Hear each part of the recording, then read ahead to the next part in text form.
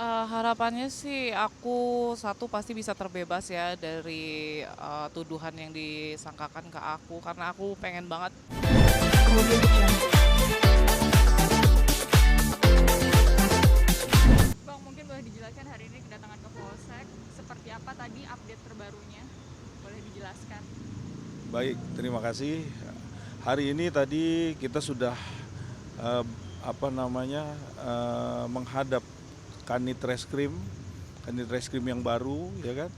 Kebetulan Kanit Reskrim yang lama sudah pindah, jadi kita menghadap Kanit Reskrim baru, di mana kita mau meminta labju, laporan hasil kemajuan terhadap kasus Aina mengenai kasus yang 284, di mana 284 ini alhamdulillah juga kita diterima baik oleh Kanit yang luar biasa, yang secara objektif juga memberikan suatu masukan dan pandangan sehingga kasus ini bisa terang benderang nantinya. Nah, kita mau melihat bahwa tadi saya sempat berdiskusi dan sedikit menjelaskan mengenai duduk perkaranya dari kasus yang dialami Aina sebagai tersangka di Polsek Bekasi Selatan. Nah, itu juga pihak penyidik, ya, khususnya pihak penyidik kasus 351 juga memberikan ruang kita untuk bisa memberikan bukti-bukti, petunjuk-petunjuk yang meringankan sehingga kasusnya Aina ini bisa sesuai dengan apa yang dia alami dan dia lakukan.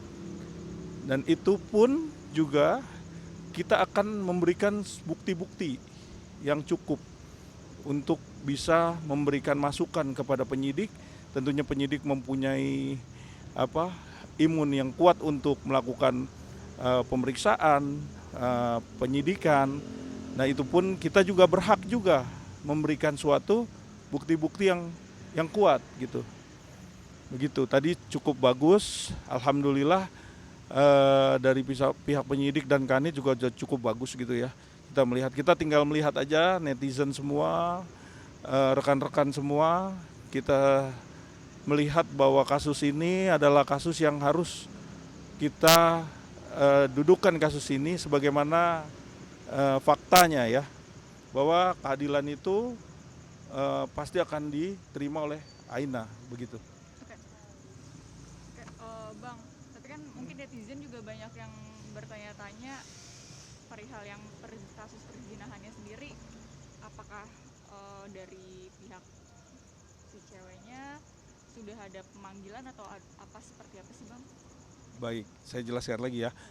Eh, Tadi hasil dari pembicaraan kita dengan Kanit dan penyidik berjanji, ya, berjanji akan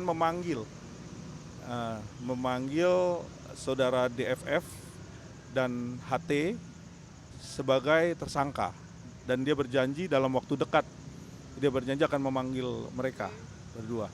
Dan kita lihat saja bahwa kasus ini akan berjalan ya sesuai yang kita inginkan ya, sesuai petunjuk apa yang kita inginkan gitu. Kak Aina, kalau dari Kak Aina sendiri mungkin kan masih banyak yang nanya-nanya juga, berarti sudah mantap tetap mau memenjarakan suami gitu Kak, atau berjalannya waktu ternyata luluh juga atau seperti apa sih?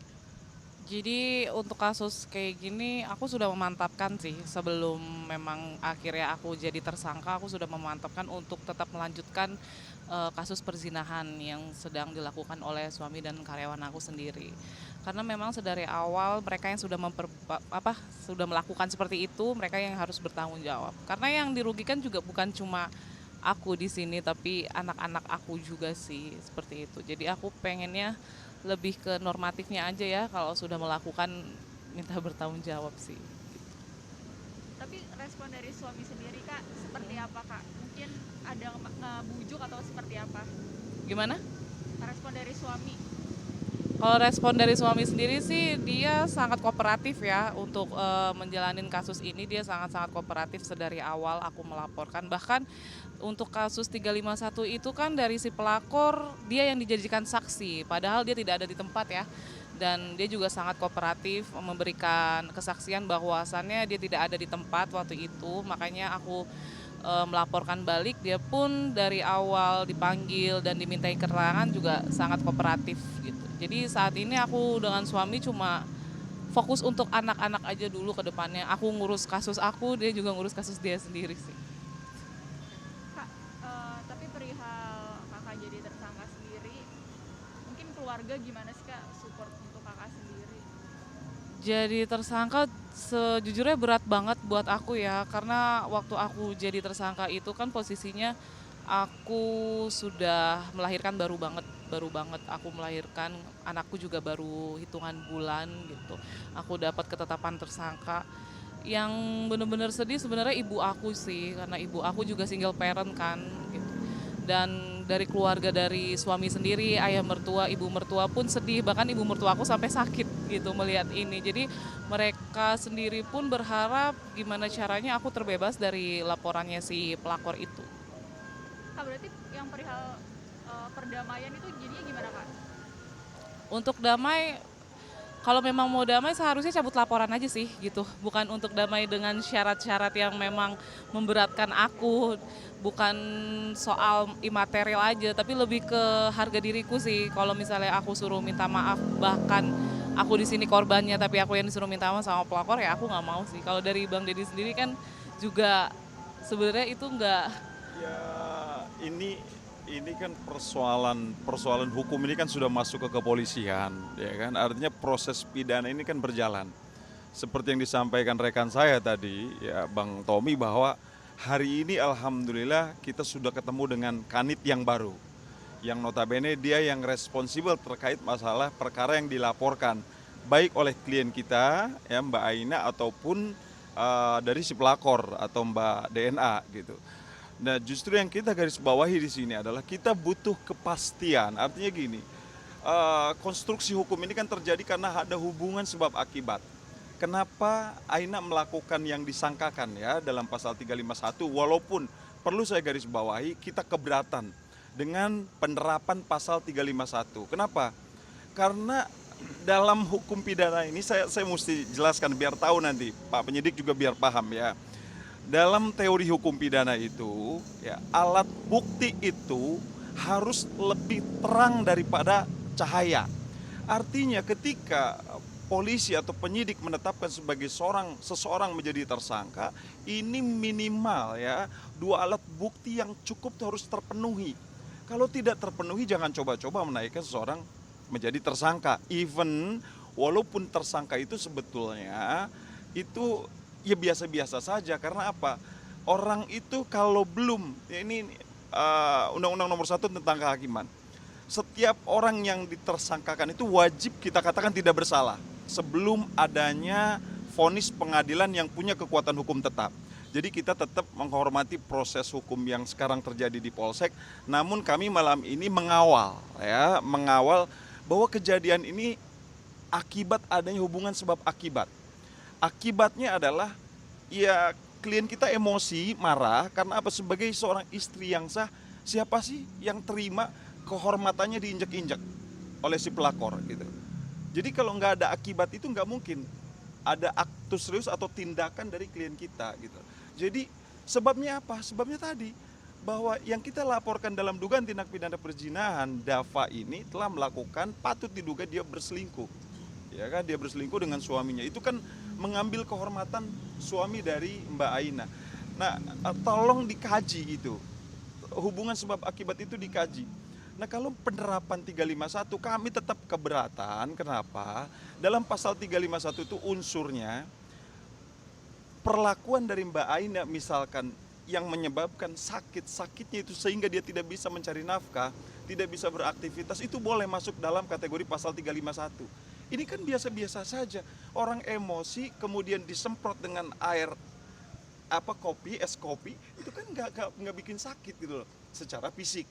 Nah, jadi kita agak kenapa kita perlu mengawal sampai malam ini kita berada di Polsek, itu yang mesti kita sampaikan dan kita sudah sampaikan ke penyidik dan alhamdulillah direspon dengan baik ya oleh penyidik. Maka dalam konteks ini sebetulnya kami serahkan kepada kepolisian karena apapun bentuknya polisi punya kewenangan subjektif untuk itu.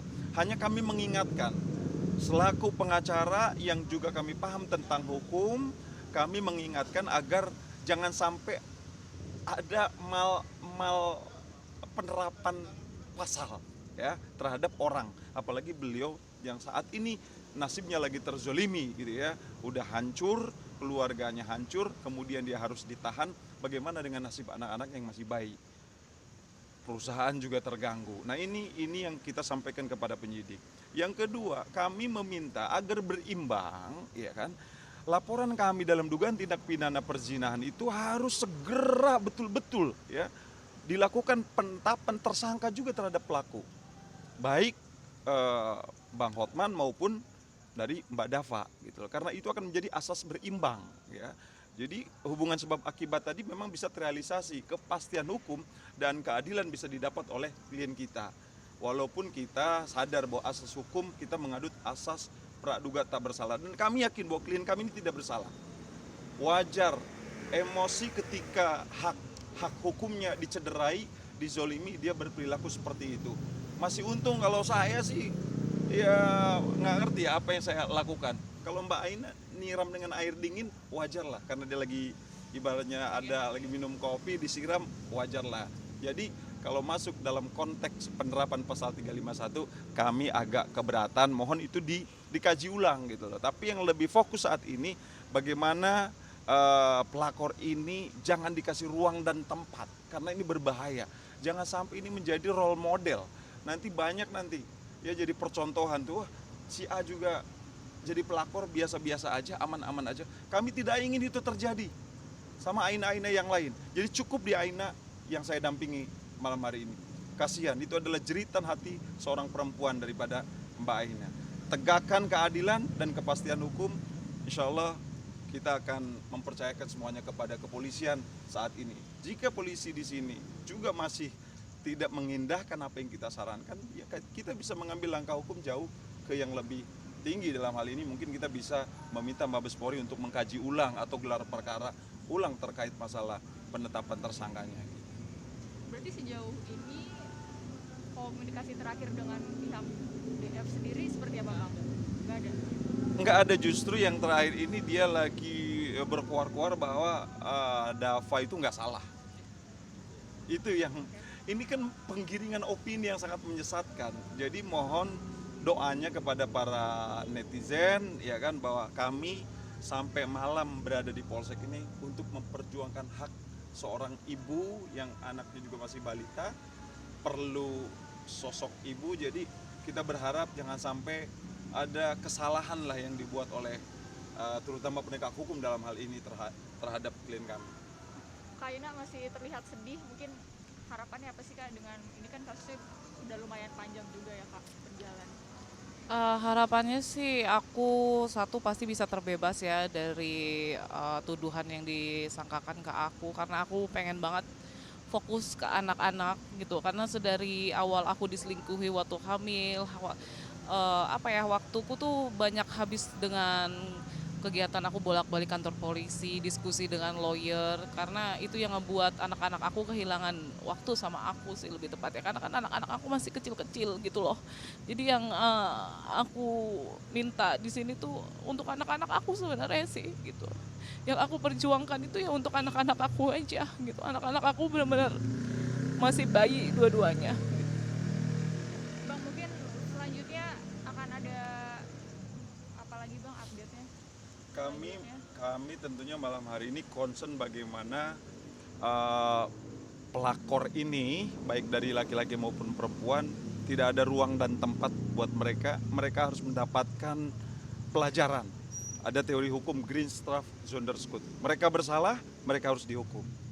Jadi jangan sampai perilaku-perilaku yang melanggar norma itu terulang kembali ya dilakukan oleh mereka. Jadi secepatnya mereka harus dilakukan penahanan supaya mereka bisa belajar dari pengalaman hidup bahwa dengan berperilaku seperti itu adalah alangkah merugikan dirinya dan orang lain, terutama klien saya malam hari ini.